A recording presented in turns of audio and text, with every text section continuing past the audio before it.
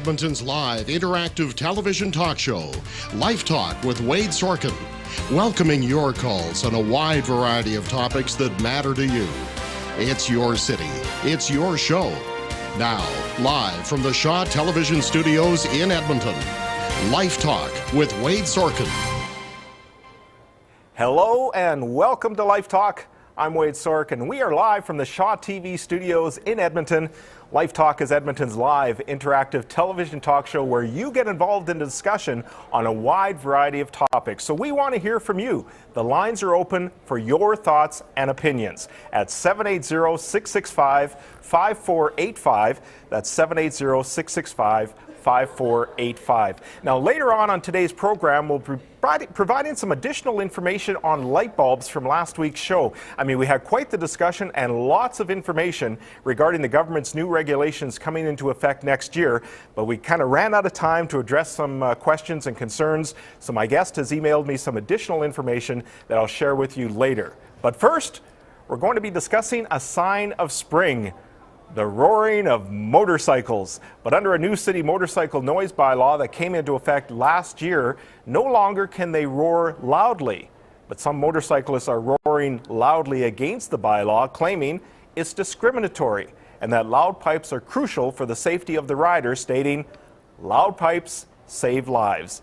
But some say loud pipes are disturbing their lives. Later, I'll be joined by a motorcyclist who opposes the bylaw and organized a petition against it. But joining me right now in the studio is Ward 7 Councillor Tony Caterina and Constable Eric Toiser from the Edmonton Police Traffic Section. Thank you both for being here. Thank you. Good morning. First of all, Councillor, let's go back to last year and the actual bylaw. It was overwhelmingly voted in favor of to amend the noise bylaw by a vote of, I believe, 11-2. Now, you voted against the bylaw then. Can you tell us why you voted against it? That's right. I did vote against it. All the information that we had leading into it, outside of the technical portions of it, whether saves lives or doesn't save lives, all those sorts of things, this I felt was a targeted effort to one specific group. And certainly I wouldn't agree, and I think most people wouldn't agree, that we only issue tickets to red cars for speeding and no one else. And this to me is simply that simple. I think that the province working on this, we could have waited until they're finished and issue sort of a blanket across the province on a similar bylaw. And I think that also this part of the resources and monies and manpower that EPS now has to put in this, I didn't feel that this was very high on the priority of things that they would probably prefer to do and need to do. And we know that even this year, going into the early part of spring, we're at our 16th homicide, considerably higher than that. So most people feel that there are many other things that these resources and funds could be going to that are much more important at this point in time. I guess what a lot of people wonder is why City Council felt they had to amend this bylaw when Edmonton has an existing noise bylaw disturbing the peace, and wouldn't that include motorcycle noise? Well, it does include noise. I think the premise of this was that the number of complaints that were coming in possibly in a particular sector, and most of them were coming from the downtown area, and I think it was introduced by downtown councillors to take a look at this and try and alleviate that problem. What I got to say, though, is when these people came forward to sort of express their views on that, what I recall is one gentleman moving in from an acreage that he'd lived most of his life on, wanting to live downtown, but yet wanted the same tranquility. So it really didn't strike me as being a fair assessment of the problem. And anecdotally, I really haven't heard many complaints about that, and as reports will state, there's much more noise complaints from stereos and fixed locations around the city. So this was something that I didn't feel at the time was absolutely necessary to approach, and I would have preferred the province to deal with it in their own time. Sure. So it was mostly Councillor Ben Henderson, Councillor Jane Batty, who their wards encompass, places like White Avenue, the downtown, and of course Grote Road. But you weren't hearing anything from your constituents that this was a concern? Over the 3 years before this came through, I'd never heard a complaint, never had a call into the office that people were concerned about noise. Certainly I did get complaints about dogs barking and stereos playing late on in the evening. So those are the types of noise complaints that I think even through the report and supplied by EPS that's where the noise is coming from or was coming from, not necessarily motorcycles. So are you getting calls now saying that the streets are quieter? Are you getting positive calls from anybody? Not a comment. There hasn't been a comment yet from the public that enforcement has changed anything. Certainly I know the report again says anecdotally that some people are saying, yeah, it's much quieter now. I don't know that for a fact. Okay, well, Constable, prior to the noise bylaw, was motorcycle noise a concern at all for police? And if so, could you just charge them under disturbing the peace? Not just motorcycle noise, all vehicle noise was an issue. We attempted to address it. The reality is now courts prefer numbers. They want to see that you didn't arrive at what you thought was excessive just using your own discretion. We actually wanted to use a testing protocol now and quantify how much noise a vehicle is emitting. Mm-hmm.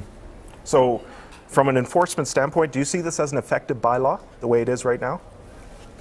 With the testing and the standards and everything? It is a very effective bylaw. In fact, this is something Edmonton should be really, really proud of. We have a lot of eyes from all over North America watching and seeing how this plays out. Absolutely. Because this is the first, isn't it, in North America, to use this kind of standardized testing for motorcycles? A roadside test that law enforcement can do, yes. Mm-hmm. They have some things that are similar in California. They have referee centers, but this is the first that law enforcement agency in North America to actually go out there and conduct enforcement and do roadside testing. Wow. Well, some people are criticizing this bylaw, and you sort of touched on this, saying police should be focused on more important issues. That this is taking you away from catching the real bad guys who are really breaking the law. It's nonsensical. That's ridiculous, because most of this enforcement falls on the shoulders of traffic section, if you will. So we're out there doing and conducting the enforcement, and this is not detracting or taking away at all from any of the other important issues out there. It's ridiculous. Okay. Councillor, a lot of motorcyclists claim, as you mentioned, they're being discriminated against. So you would have liked to have seen some sort of bylaw that includes all vehicles? I would have preferred that if we were going to target all noise concerns, it should have included every mode of transportation that we have, plus everything else that we have that causes noise out there, whether it's parties or those sorts of things. But this was targeted specifically because of the equipment, the protocol, to motorcyclists. Now, whether that's the correct way to do it, or we're waiting for new technology in order to sort of leap forward to address the other concerns, certainly I didn't feel that it was, first of all, fair. To target one specific group, and second of all, the enforcement part of it, certainly being the first sometimes might not necessarily be a good thing, because we are now running into sort of the testing of it. People are contesting the tickets. Is the protocol correct?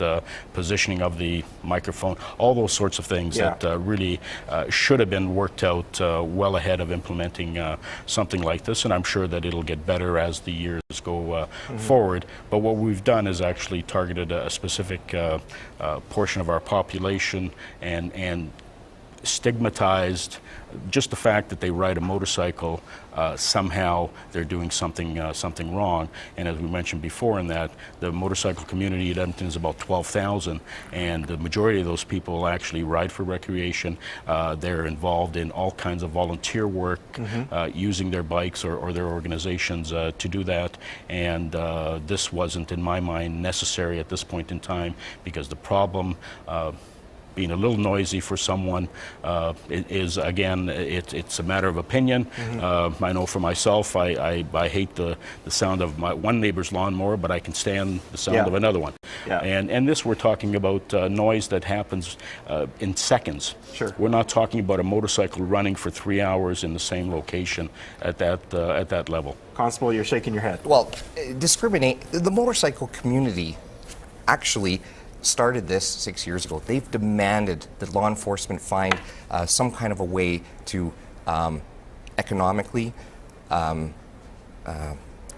fairly monitor their sound. What's happened in the States? They initiated this? They initiated this. You're talking about a small percentage who kind of ruin it for everyone else. The American Motorcycle Association states that nothing causes discrimination more against the motorcyclist or the motorcycle community than excessively loud motorcycles. So what happened was, to solve noise problems in the States, is that they banned motorcycles in state parks, federal parks, trailer parks, certain streets. Motorcycles are not prohibited. That's how they solve their problem. So that's not fair, in my opinion, either. I want to avoid that. I don't want to ever see White Avenue get to the point that they ban motorcycles from traveling down White Avenue. So what they did was they commissioned the Society of Automotive Engineers, the Motorcycle Moped Industry Council, and the Motorcycle Industry Council in the States, and said, make something fair. Make something so it doesn't hurt all of the motorcycle community. And they came up with this. And this is all from the community itself, asking for it. What kind of backlash are they getting in those communities where they banned motorcycles? They've attempted to use the discrimination argument. Yeah. They've run it to the Supreme Court, and just like us, unless the charter specifically states motorcycle in there, which it doesn't, it says sexual orientation, religion, gender, you're not going to be successful with the discrimination thing. We're not preventing you from traveling in our state park, but what we are doing is saying you can't use that mode of transportation, and that you can't discriminate against. So we can argue discrimination, but... So, Councillor, is City Council looking at expanding this bylaw to include all noisy vehicles? Well, I think that was what we would have preferred originally, was to put tools in place allowing EPS to enforce all vehicles in the same manner. That still looks like it's some ways away in order to get either the technology to do it or even the will to include some of these other vehicles. I know there's been comments made by some that we should include emergency services, fire, EPS cars and their sirens, that disturbs people as well too. And I think that EPS certainly will understand that they need those types of tools to make that noise in order for people to know where they are and for I don't think anyone would ever argue against that. Exactly, but that's been brought forward as another noise problem by some. So do we look at that and say, well, because a few people might think it's noisy, do we go ahead with it? And I see this motorcycle thing exactly like that. The number of complaints was so minimal that really this was way too early. And Constable, you would like to see this expanded to include all noisy vehicles? Sure, if I could address the reason why it's been so minimal, because for the last 50 years we've been handcuffed and unable to take enforcement action. People have just sort of thrown up their hands and have stopped complaining. But yeah, we would love to see this expanded to cars and trucks. There's nothing more that we would like to see. But the reality is that for an acoustical element, a motorcycle is a very easy piece of machinery. Cars and light trucks have all sorts of complicated engine designs, front, rear, mid-engines, different exhaust configurations.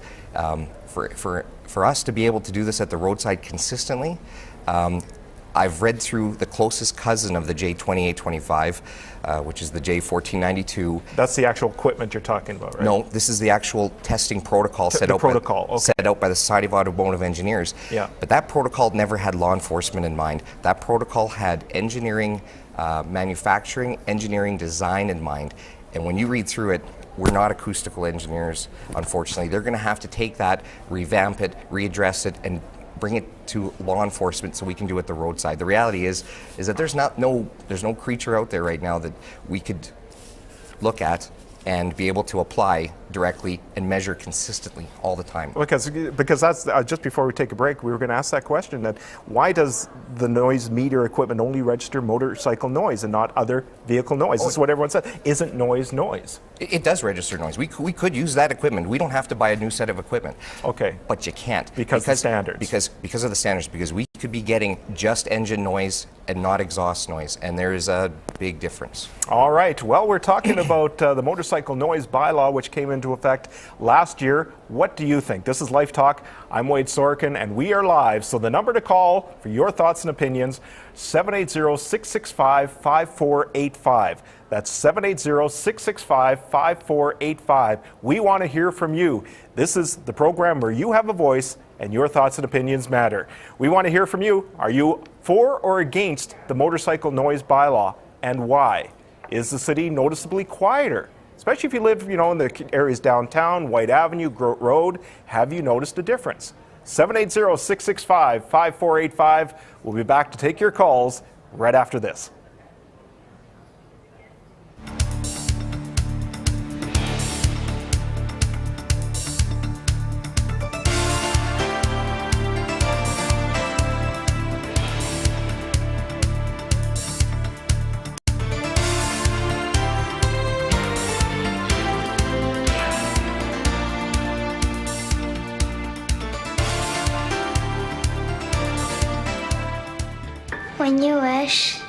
When you wish for something wonderful to happen. Sometimes it can make you forget About the needles and the pain. and get through this thing. Forget about being stuck inside. Laugh with my family? Go somewhere really amazing and get through this thing. The Children's Wish Foundation of Canada. Imagine the difference a wish can make. The Edmonton Women's Show is a favorite for women of all ages, and it's back again to delight your senses at the Edmonton Expo Centre April 9th and 10th. Catch healthy lifestyle tips from special guest Paul Placas from TV's X-Weighted. Enjoy style and etiquette tips from Style for Success, cooking demonstrations, exciting samples of a wide variety of items, including chocolate fondue and hair products. Check out inspired businesses and services centered around women. Come as you are, and we'll see you at the Edmonton Women's Show, sponsored by Shaw TV.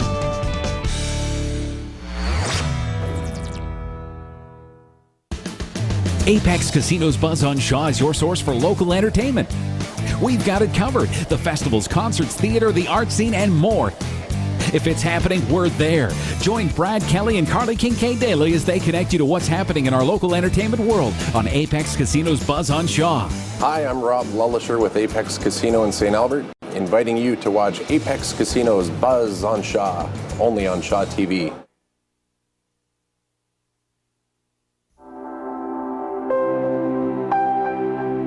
Cystic fibrosis fills your lungs with fluid, makes every breath a struggle. It's like drowning on the inside. Help us stop CF from swallowing young lives. Be a lifeline. Be the reason someone with cystic fibrosis keeps breathing.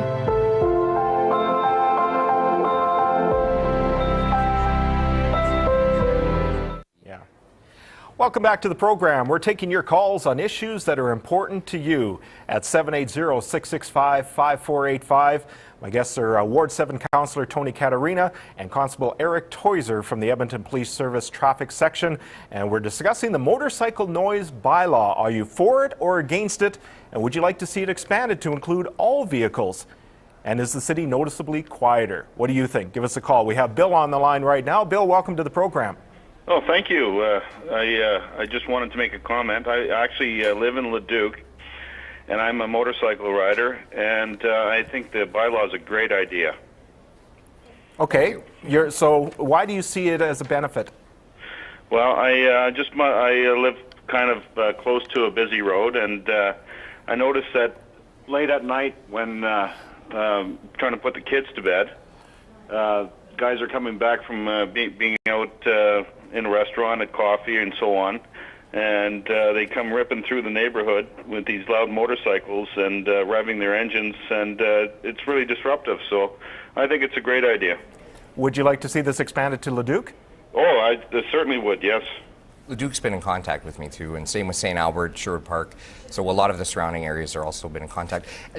You made an interesting point about living beside, and I wanted to just touch on. Sure.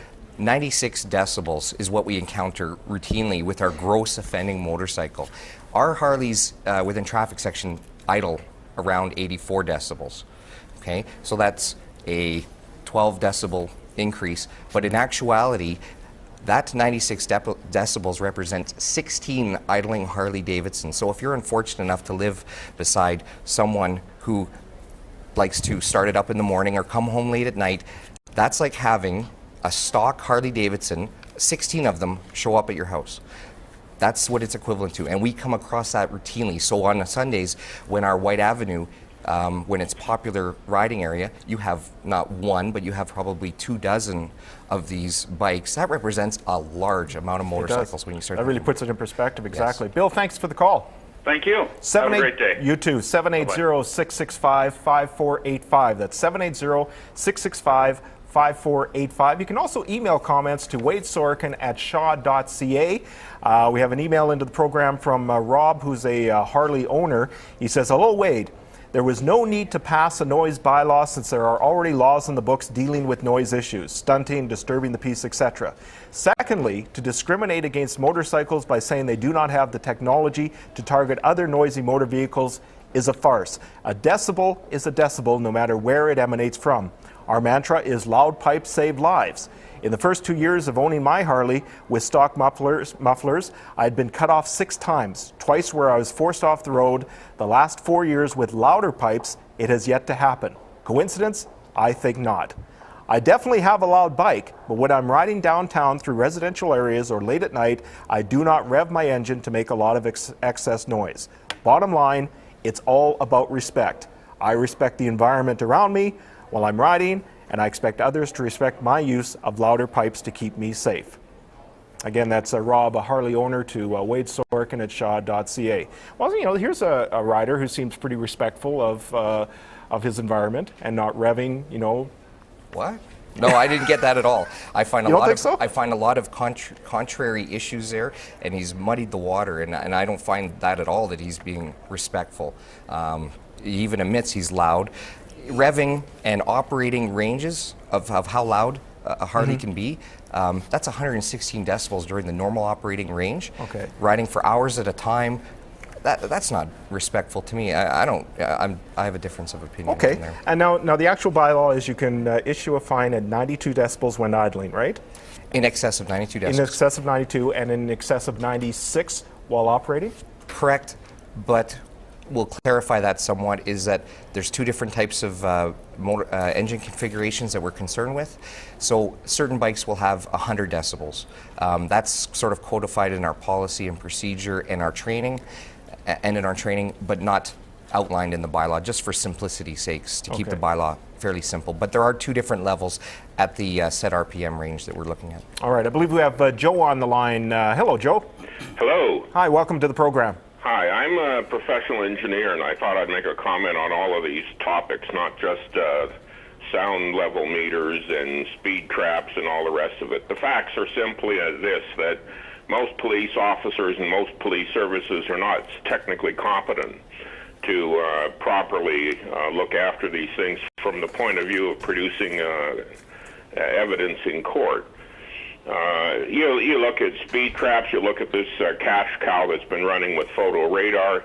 All of these laws are there for making money, and what they do in the end result is simply give a bad attitude for people towards our entire legal system. And so I'm opposed to all of it. If you want to make these things work properly to control noise in vehicles or railroad cars or whatever, the correct way to do this is with the Department of Transport that sets the standards. And if we spend a fraction of what we waste on court processes with police services to have an annual inspection on vehicles and motorcycles and the rest of it, we would all be far better off. It would meet a specification.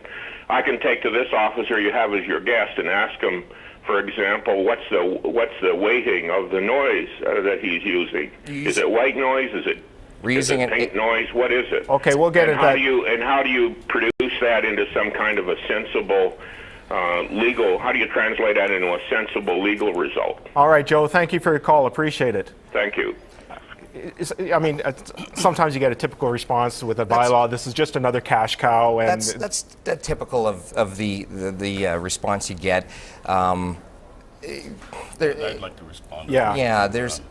There's all sorts of issues there. Apparently his solution is you can drive around, be as loud as you want, do whatever you want, go as fast as you want, with no limits to anything you do. And who cares about other people's quality of life That's issues? just it. I mean, we need to have a quality of life in our city. That's why we have bylaws. I mean, we can't have everybody doing whatever they want just because they have the right to do it. Well, certainly comment on this caller here. Certainly he knows more about the technical part of this, and certainly I don't. But given that he's being dismissed outright by EPS here, that he doesn't know what he's talking about, yet he's the engineer that knows more about this. The fact of the matter is most people, and again the gentleman from Leduc, most people ride responsible. Mm-hmm. They are responsible. And again, we're making it look like motorcyclists are a bad bunch of people. No. And that's not the impression I get whatsoever. If there are a few bad apples per se that are causing these problems, certainly enforced to beat the band, but yeah, you're going after the gross offenders. Exactly. Well, and actually, I'm sorry. The way it's set up now, it's everybody riding the bike, and I know that you said something that I do realize: 92 decibel idling, 96 decibel going. The premise of stopping someone. Yeah.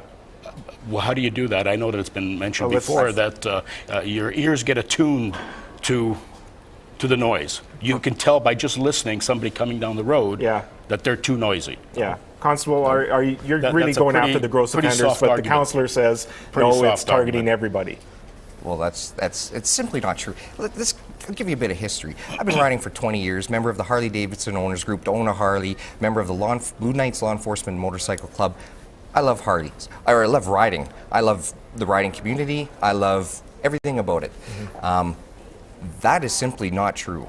We're able to listen now and figure out and identify who is worthy of testing. We definitely don't pull over arbitrarily every single motorcycle and run them through the gamut of tests. At the same time, it only takes 3 to 4 minutes to run you through a test anyways. But this is a process. Again, some of our testers and evaluators for testing motorcycles have never even ridden a motorcycle. So they need to know and be familiar with who should be worthy of a test and who shouldn't. That's how we identify the gross offender, absolutely. All right, I want to talk more about testing in a moment because last year you allowed bikes to be tested. I believe you're going to do that again probably within a month or two? We're hoping to, yes. Okay, to allow people to get their bikes tested. But first, let's get back to the calls. Let's say hi to Fred. Hello, Fred. Hi, how are you today? Hey, doing well, thank you. What do you think about all this? Well, I'm coming up now. Sorry? Go ahead. I'm coming up now to 60 years on 2 wheels. And this noise bylaw, it's the best thing that ever happened to the motorcycle community. Really is. So you've been riding for 60 years? You know, frankly, if anything, I think the decibel should be a few lower. And as to this business of loud pipes save lives, I've had them all, and I've been hurt on everything. And if you don't want to get cut off, don't put yourself in a position where you can be. You know, there's any number of good motorcycle instruction courses around that'll teach you how to ride properly. And if you're having a problem, take one of them. It'll make life better for you. Well, Fred, let's talk about this loud pipes save lives because that seems to be the common phrase for motorcyclists. We were talking before we went on the air about how you kind of dispute that. Well, I don't dispute it. There's so many other places that can dispute it, but let's just take me for an example. Okay. I have about 2,000 or 3,000 police violator contacts a year. The same people making those arguments, loud pipe saves lives, usually have it stickered on their novelty helmet. They also say helmet laws suck, and they ride around in T-shirts. They've taken all their signal lights, made them as small and narrow as possible. The reality is it has nothing to do with safety whatsoever. You're emitting sound to the rear, yet 95% of all collisions involving motorcycles involve a threat to the front, a path intrusion event, someone slamming on their brakes or excessive speed. That is a front event. Plus, you also have a horn on a motorcycle. So, I mean, the reality is, I guess I should just duct tape my horn down in my car and drive around like that because it's safer. It's ridiculous. It's not even an argument. Fred, thank you for your call. Appreciate it. Alrighty. So there's riding for 60 years, and he's all in favor of this. So again, it's not all motorcyclists are against this bylaw. No, I think, and that's, I guess, the point to be made as well, too, that most riders are sensible. Yeah. Most riders are courteous. Most riders will do what's right for their citizens in the city and neighbors and so forth and so on. So for us to go ahead and target them now as being bad overall because of whatever reason or whatever we think should be appropriate or not appropriate really is the wrong thing to do. And again, going to the fellow in the Duke, certainly he would like it in his jurisdiction. That's exactly what I said at the start of this, that the province should be looking at this and moving ahead and either changing legislation, revamping it, and providing better tools for EPS services to use, but do it across the board for everyone and everything that we consider to be overly noisy. So you see this as a benefit if Alberta had a standard across the province, absolutely. Doesn't leave it up to municipalities. I agree with the councillor that it would be wrong if in fact we were doing that, which we're not, blanketing all motorcycle riders as bad or if that were the case, I don't know if I would want to necessarily I'd have to reevaluate why I was doing this. That's not what we're doing. I'm in charge of policy. I'm in charge of training and oversight of all of making this operational within the EPS, and that is just not occurring. For someone to, from the outside, say that that's what's occurring when it's not. I'm there for every enforcement operation, and I can tell you that's not occurring. Okay. Well, let's talk about the testing for a moment. Last year, prior to enforcing the bylaw, police allowed bikes to be tested with no fines. You will be testing again this year, as you mentioned. You tested about 1,000 bikes last year, and quite a few failed the test? Well, we had 1,400 bikes that showed up in the two-day event. That's a lot of bikes. It depends how you want to look at the numbers. I believe that we had a large majority of people that came out that were concerned about their bikes. So it wasn't a true representation of what we saw out there. We did have a large amount of bikes that failed, a lot of them that were close. It was very much a training exercise for us as well. What we see out there when we do some quick number crunching and looking at the numbers, those were a little bit skewed. We come across about 7% of the bikes that we know that would pass and we don't pull in versus the ones that do fail. It's not very many, but yet at the same time, it's grossly overrepresented in the motorcycle community as compared to cars and light trucks. Those numbers, you got to understand that with motorcycles, the number one modification right off the showroom floor is the exhaust. Yep. I mean that is there's a large. So percentage-wise, motorcycles are worse than any other vehicles. Percentage-wise, absolutely. Yeah. There's no doubt. Okay, can you walk us through the procedure of testing a bike? What happens, how it works, what kind of equipment you're using?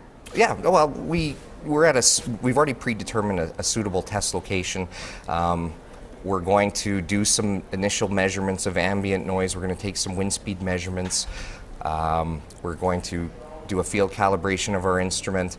And then we're going to have someone come in and do the tests. We'll have them shut off the engine, do our introduction. We set up a microphone orientation template. It's set at a 45-degree angle, 50 centimeters or 20 inches away from the rear exhaust. Have them start up the bike, and then we'll have the engine cool down and we'll take a measurement reading. And again, this isn't a snapshot of information. I'd like to just clarify that. This is a process by which we're gathering data, and it's a long duration process in which we're looking at the instrument once it's set up and seeing what number is registered and seeing how low that comes down, and we put down the lowest number that it registers. Once we're satisfied it's not coming down any lower, we take that, then we do the if it passes that, we will do an RPM test. We'll take it up to a set RPM. Right. And you were well trained for this. I mean, a lot of people say police weren't trained for this. It was brought into, the bylaw was brought in too quickly. Police weren't trained. People are fighting their tickets. One person did fight their ticket successfully recently. So you've had the adequate training. We've had the best training. In fact, we went right to the source. We went to Mr. Chris Reel out of California, who sat on the technical subcommittee, who spent 6 years researching and who was commissioned to work on this by the Society of Ottawa Board of Engineers. And we went to him to give us our training. So we went right to the best. Well, an Edmonton man got his ticket quashed last month when the commissioner ruled testing was done improperly, stating the methods used were unscientific. The police neglected to ensure testing wasn't compromised by background noise, and the bike wasn't in the proper position before testing. Councillor, do you think this could be precedent setting and could threaten the bylaw? I think it is precedent setting, and certainly no criticism to EPS and the amount of training they had, but I don't believe they've had the right amount of training. And as was stated before, this is not a standard. This is a level used for something entirely different that's trying to be put to use in these types of circumstances. And certainly with the amount of working you just heard, how much work has to go into this, the exact measurement to the tailpipe, 45-degree angle, there can't be a building behind you or there can't be a building in front of you, how do you eliminate the noise from everything else around you? All these things are so technical, and given in a court situation, how do they translate into a legal decision? And we've seen it, that's been thrown out. It's under appeal, and I'm sure they're going to go ahead and appeal all tickets that are thrown out. At the end of the day, what have we gained? All right. We should have had the proper technology that could do what it's supposed to do for all vehicles and then implement such a bylaw. Okay, a couple of closing thoughts here before we end off this portion. Your thoughts on is that precedent setting? Not true. Not, some commissioners' non-binding decision based on ignorance, if you will, about how this is all done. We've had 15 of the 150 tickets so far that have been somehow dismissed or withdrawn. We've also had a lot of convictions, and I've sat in on a great number of them, and these problems are minor, resolvable issues that are not going to occur next year. It's a process, and this is perfectly acceptable and perfectly anticipated. It was anticipated, and that's fine. All right, and finally, police are stepping up enforcement this year. Tell us quickly what you're doing differently this year than you did last year. Yep, this year we're expanding this program. The instruments are being calibrated as we speak. We are going to open up training to a lot more members, and we are going to try some different tactics. We're going to try some roving. We're going to hit some different problem areas, and we're hoping that we're really going to see a difference now in those because areas. Last year, the way you did it, you sort of were in one location, and word spread pretty quickly that was where you were, and a lot of motorcyclists avoided that area. So you'll be doing more roving to try to, I guess, cover more area, to be able to not sit stationary or static in one area and have an offender pass us and go, oh, wait a minute, we should have pulled him in. He was worthy of a test. We're actually going to be out there driving around now. All right. Well, I want to thank you both for coming in and talking about this from the enforcement issue to the bylaw issue. So again, thank you for both for coming in. You're very welcome. All right. That is Ward 7 Councillor Tony Caterina and Eric Toiser from the Edmonton Police Traffic Section. Now, after the break, I'll be joined by Leanne Langlois. She's a motorcyclist who is opposed to the bylaw. Last year, she organized a petition against it and tried to make it an election issue, but believes the motorcycle issue was ignored by candidates because of the city centre airport debate, which dominated the headlines. We'll hear from her, and we want to hear from you at 780-665-5485. Stay tuned. We're back in a moment. For the answers to many common questions about your property assessment and property taxes, tune in to Civic Sense on Shaw TV for straight talk about your assessment and taxes. Rod Risling from the City of Edmonton's Assessment and Taxation Branch will help you sort out the facts and the numbers in easy-to-understand language. If the dollars aren't making sense to you, we'll show you the math. Watch Civic Sense on Shaw TV for the answers to your property assessment and property tax questions.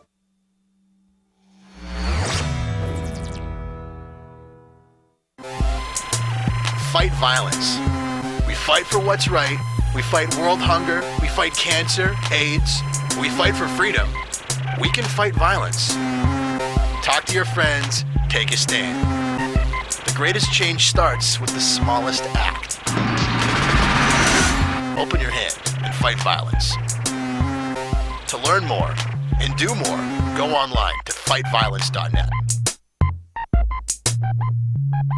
If you're a company planning excavation work, go online to digshaw.ca to submit your request to have important Shaw cable infrastructure clearly marked before the work begins. Damage to cable lines caused by excavation can bring about interruptions to our customers' television, telephone, and internet service. Let's all do our part to prevent potential downtime and loss of customer services. So, before the work begins, go online to digshaw.ca or call 1-866-DIG-SHAW. Sales of fast food continue to plummet, with the condition now spreading rapidly across the province. Many wonder, am I at risk for health? We have gone through 4 jugs of milk this week. And Kyle hasn't touched his video game for 3 months. His high scores are history. Officials warn that health is extremely easy to catch. I can't stop. One thing is certain, the health is coming. A message from the government of Alberta. Put down that rope, young man. I'm Wade Sorochan. Join me right here on Shaw TV for a new groundbreaking television talk show that's a first for Edmonton. Interesting topics, fascinating guests, fun and surprises, plus your thoughts and opinions. It's entertaining and informative television talk where you join in the discussion. Have your say directly to the decision makers and learn from experts on a wide variety of topics. It's your city, it's your show. Life Talk with Wade Sorochan, Tuesday mornings at 10, right here on Shaw TV.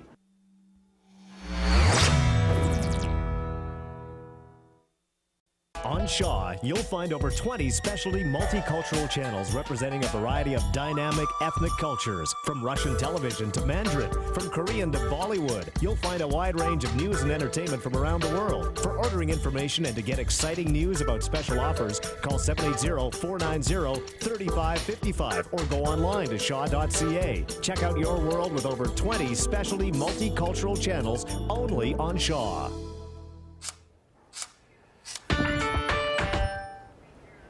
Welcome back to Life Talk. I'm Wade Sorochan, and we're live, and we're taking your calls on the motorcycle noise bylaw. Are you for it? Are you against it? And why? If you're a motorcyclist, we want to hear from you. If you're a citizen, we want to hear from you if you've noticed a difference since the bylaw was enacted last year. 780-665-5485 is the number to call, and our lines are open for your thoughts and opinions. Now, my next guest is Leanne Langlois. She's an avid rider who last year presented the city with almost 7,000 signatures from people who opposed the motorcycle noise bylaw.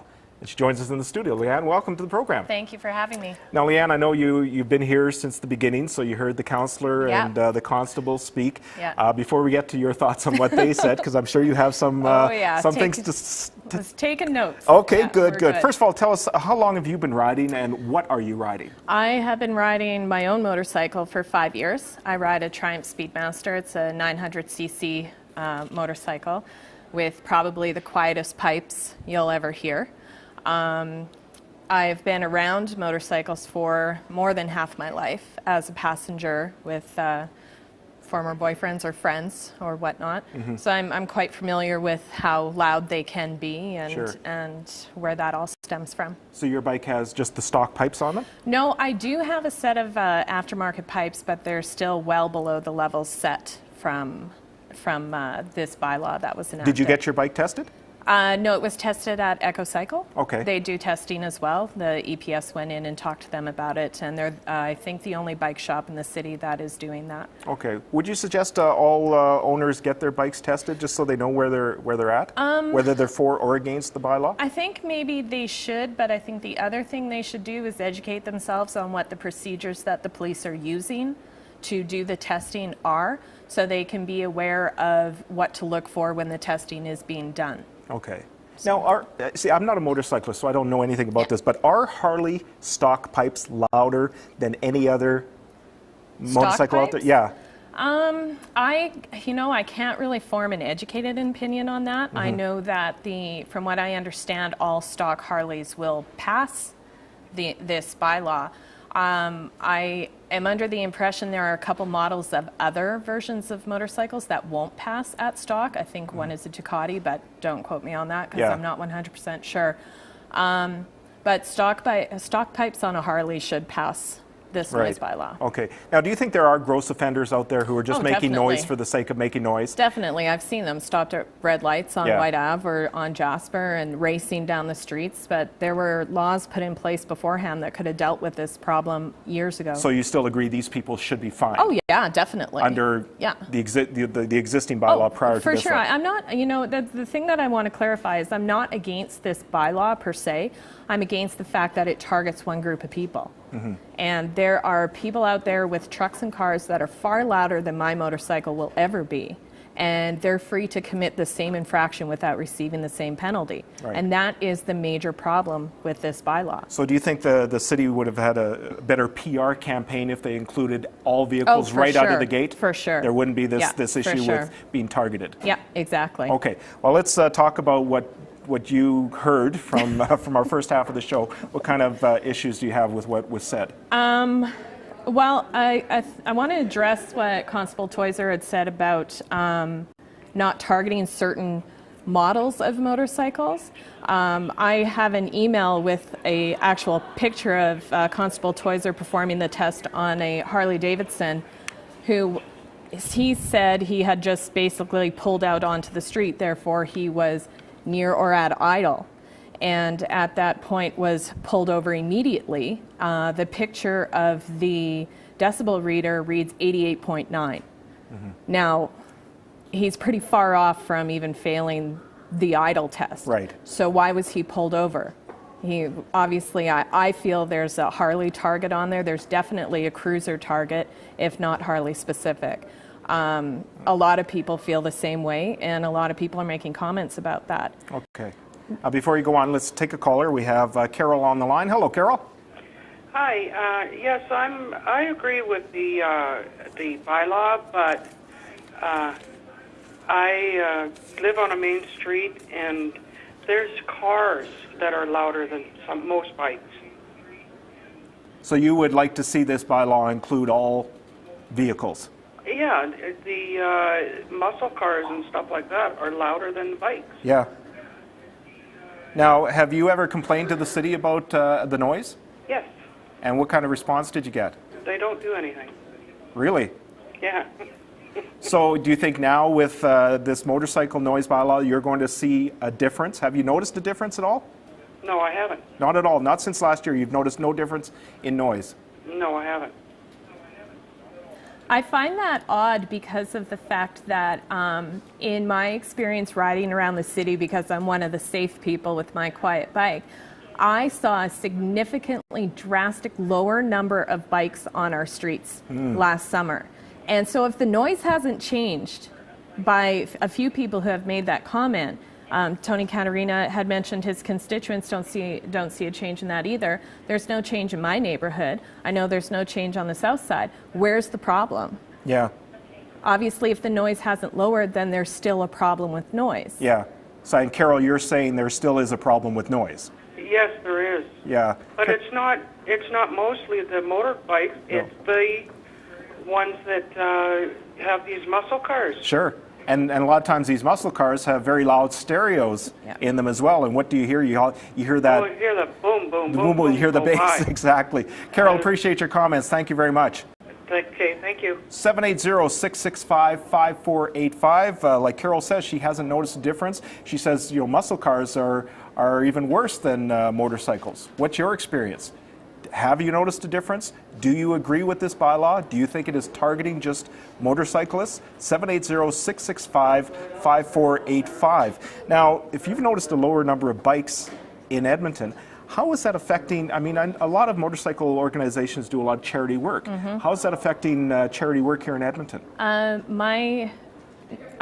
attend a lot of the charity events. Like most of the people in my community, we're very giving and generous people. We raise hundreds of thousands of dollars every year for charities. I've noticed that the numbers, specifically at bike nights that raise money for underfunded programs in our city, were down last year. We're talking programs that supply lunch for underprivileged students, the E4C lunch program, the Youth Emergency Shelter. They're constantly begging for money every year. They're an underfunded program in our city that needs to be developed. We raise money for them. The Ride for Dad was well attended, but I've seen bigger numbers. There's a bike night at one of the local pubs. Their numbers were down. So you see charities are suffering and could suffer even worse as we go forward? I have a fear for this year, just because of the fact that this bylaw still stands. We're winning in the courts. We've had 10 tickets thrown out, and we're just not being heard by City Council, and nobody wants to support people who don't really support us. Right. So I have a fear for this year. I mean, I'm hoping people see that the charities shouldn't be the end sufferer of all of this, and we do what we can to continue on. Okay, you have some other concerns that was said by the councillor or the constable? I had the same conversation with Eric Toiser at the bike show regarding the discrimination aspect. He talks a lot about U.S. laws. Last time I checked, we lived in Canada, and our Charter of Rights of Freedoms is, maybe slightly different from theirs. So just because it doesn't work in the U.S. doesn't mean it wouldn't work here. The article in the Charter of Rights that he was referring to, if I could just read this quickly, is every individual is equal before and under the law and has the right to equal protection and equal benefit of the law without discrimination. That's what it states. It goes further to say, and in particular, without discrimination based on race, national or ethnic origin, color, religion, sex, age, or mental or physical disability. In no way, shape, or form is this article, the Charter of Rights, confined to sex or ethnic origin or religion. It's just saying those are the big aspects of it. So in fact, you can discriminate against a type of vehicle, or in this case, against a motorcycle. Sure. And in particular, you say even Harley-Davidson seem to be targeted. I took some pictures off the Harley-Davidson Canada website. Let's just have a look at some of these pictures. And again, for me, I'm not a motorcyclist. We can look at this. I think we have, first of all, Harley-Davidson 1200. This is starting at about $11,000. So let's have a look at this bike. You look at the pipes like that. That's just coming right off the factory. Right. Would those, to me, those pipes look like they would be loud, but you think if they're the stock pipes, they're baffled properly, so the look of the pipe is deceiving. It's what's inside. Okay. So there's baffles inside those pipes that will, basically limit the amount of noise. Okay. The next one, we have a Harley XR 1200X. Starting at about $13,000. Now, again, the way they're shaped and everything, to me, if I see that bike, I think, oh, that's going to be really loud. But again, you're saying it's what's inside. If it's a stock pipe, it's baffled properly. My problem with this particular motorcycle is how they're testing this one. Is the microphone being raised level to where the opening of the pipe is? Because if it's down on the ground where the one previous is, then you have a total misrepresentation of where that noise level is coming, or where the noise is coming out of. It's pointing upwards versus being straight out the back. So where are they positioning that motorcycle? From what I understand, because I've read the J2825 standards front to back, there are images where they are supposed to raise the microphone up on a tripod to be level with where the actual output of the pipe is. Okay. All right. Well, we have a caller on the line. Let's talk to Scott. Scott, welcome to the program. Hello, Scott. Is Scott there? Hi, Wade. Oh, there he is. All right, Scott. Go ahead. You're on the air. Okay. Well, first one, I am a motorcyclist.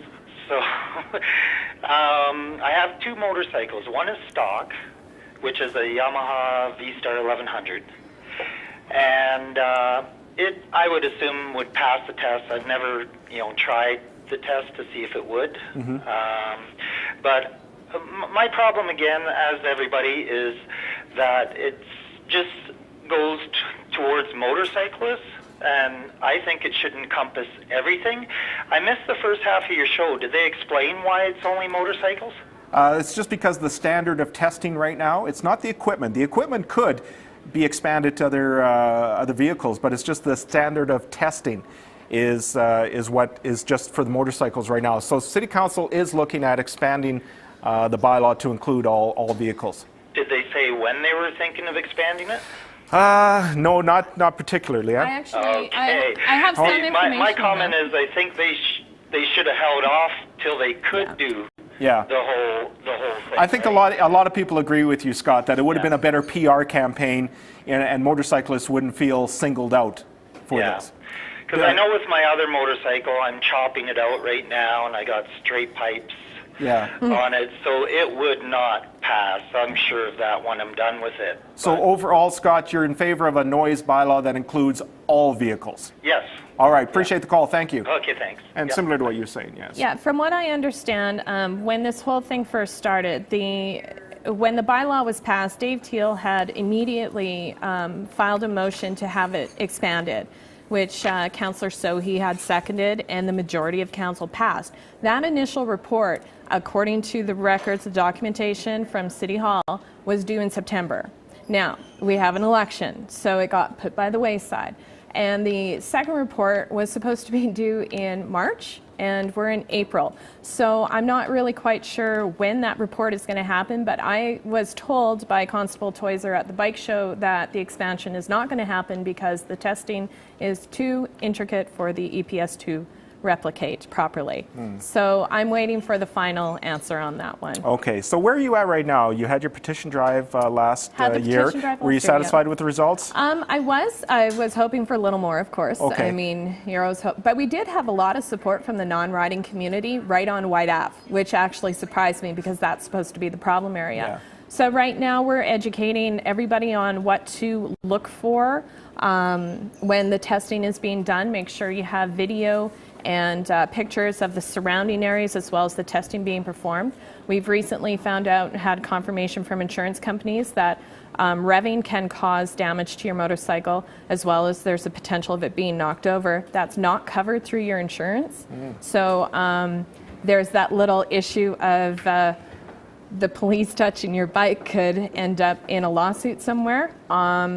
We're just, we're looking at all angles, and of course the discrimination factor is not off the table. I've been in communication with Mayor Mandel and whichever other councillor chooses to respond to this issue, which I still feel is falling on deaf ears at City Council. They're just not getting it. I think Councillor Katarina is the only one who sees it for what it is. Now, you tried to make this an election issue last year, but of course, because of the city center airport, that got all the headlines. What were you hearing from some of the candidates when you brought this up to them? There's actually, I had support from Tony Katarina's office, of course. I knew that. From the incumbents that were voted back in, not so much. Kerry Diot, I understand, went door to door, and this was an issue that most people in his ward had discussed. A lot of the candidates were, willing to work with us if they got into office to make this right.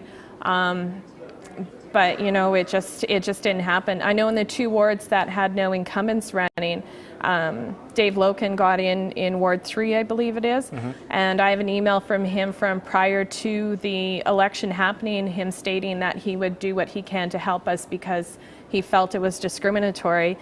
The communications I've gotten from him after he achieved office seem to fall in line with Mayor Mandel and all those opposed except for Tony Katarina. So it's kind of sad to see how politics work, but it's politics. Okay. Well, Leanne, I want to thank you for coming in today and giving us your side of it, and as a motorcyclist, and some concerns you have about the bylaw. So I appreciate you coming in. I appreciate you having me. All right. Thanks. That's Leanne Langlois, motorcyclist opposed to the noise bylaw. Now, I mentioned before at the beginning of the show that we had some additional information from last week's show, which we'll try to post on our website. All right. We'll try to post that information on our website because last week we had a whole bunch of information about the light bulb issue and the new regulations coming into Canada next year for efficient light bulbs. So we'll try to post that on our website. Some further information from my guest Gary Woloshnik from the City of Edmonton Office of the Environment. So that was last week. This is this week, and next week we're going to talk about the arena debate because, well, it's heating up. There's a closed-door meeting tomorrow of City Council discussing the debate, and there's a lot of pressure on City Council right now to push forward this development by 2014, and they need to get things going right now. But do they have all the information? Does City Council have all the information needed to make an informed decision for the City of Edmonton? So we'll try to get as much information as we can for you on the program next Tuesday, and we want to hear from you because there's a lot of heat coming from the Cates Group to make this decision, to meet that deadline, to have the development completed by 2014. Edmontonians seem confused over the issue of who's ultimately going to pay for it. We'll do our best to provide that information for you next week. I'm Wade Sorochan. Until next Tuesday at 10, enjoy the rest of your day. Thanks for joining us.